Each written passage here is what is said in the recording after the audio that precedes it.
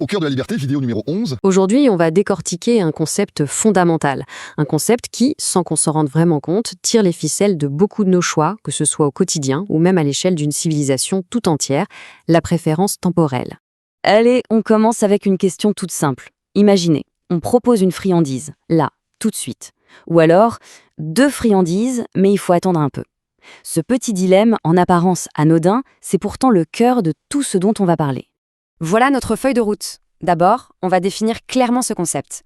Ensuite, on verra ses 2 facettes, la forte et la faible. Puis, on montera d'un cran pour voir son impact sur la société et l'économie. Et on terminera avec une clarification cruciale pour ne pas tout mélanger. C'est parti. Bon, alors, plongeons dans le vif du sujet. Qu'est-ce que c'est exactement que cette fameuse préférence temporelle ? On connaît tous ce vieux proverbe, n'est-ce pas ? Eh bien, il illustre parfaitement cette inclination très humaine. On a tendance à valoriser ce qui est concret, ce qu'on a dans la main, bien plus qu'une promesse future, même si cette promesse est plus alléchante. Voilà la définition un peu plus formelle. En gros, c'est une sorte de mesure de notre impatience. Et c'est un concept absolument central dans l'action humaine, parce que tout ce qu'on fait, eh bien, ça se déroule dans le temps. Et franchement, c'est assez logique. Le présent, il est là, il est certain. Le futur, par définition, il est incertain. Cette préférence est donc ancrée en nous, c'est presque un réflexe de survie. Ok, maintenant que les bases sont posées, on va voir comment cette préférence peut varier.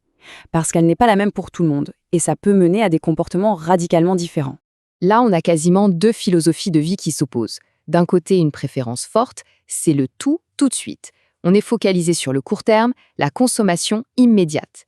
Et de l'autre, une préférence faible.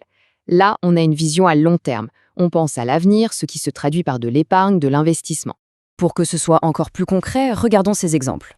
Un enfant, c'est l'exemple parfait d'une préférence temporelle très forte. Il veut son bonbon et il le veut maintenant. À l'inverse, l'épargnant ou l'entrepreneur, eux, font un pari sur le futur. Ils sacrifient une satisfaction aujourd'hui pour un gain, on l'espère pour eux, plus important demain. Allez, on change complètement d'échelle. On quitte l'individu et on regarde les sociétés dans leur ensemble. Il existe une théorie assez influente qui suggère que ce concept pourrait être une grille de lecture pour analyser des civilisations entières. Et voilà la thèse centrale et assez controversée de l'économiste Hans Hermann Hoppe. Selon lui, il y aurait un lien direct entre la capacité d'une société à se projeter dans l'avenir et son niveau de développement.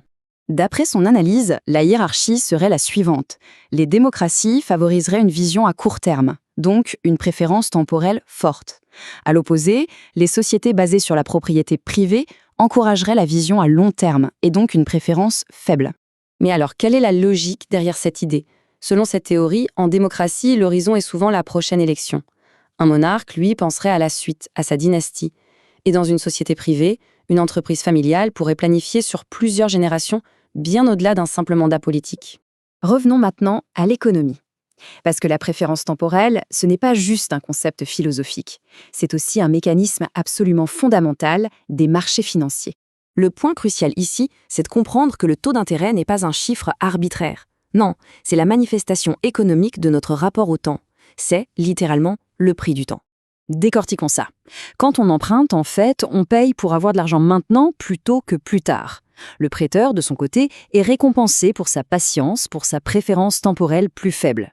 L'intérêt, c'est donc la rémunération pour ce service, pour cette différence dans la perception du temps. Et cette même logique s'applique parfaitement à la relation entre un salarié et un entrepreneur. Le salarié, il opte pour un revenu immédiat et certain. Sa préférence temporelle est donc plus forte. L'entrepreneur, lui, accepte d'attendre, parfois très longtemps, pour un profit qui n'est même pas garanti. Pour finir, il faut absolument aborder un point qui crée souvent de la confusion. Il est essentiel de bien faire la différence entre la préférence temporelle et un autre concept qui lui ressemble. C'est une clarification super importante. Même si dans nos décisions, les deux sont souvent liés, ce sont bien 2 notions différentes. La préférence temporelle, c'est notre rapport au temps. Le présent certain contre le futur. La tolérance au risque, c'est notre rapport à l'incertitude elle-même. On peut être très patient, donc avoir une faible préférence temporelle, mais en même temps détester l'incertitude et donc avoir une faible tolérance au risque. Ce ne sont pas les 2 faces de la même pièce.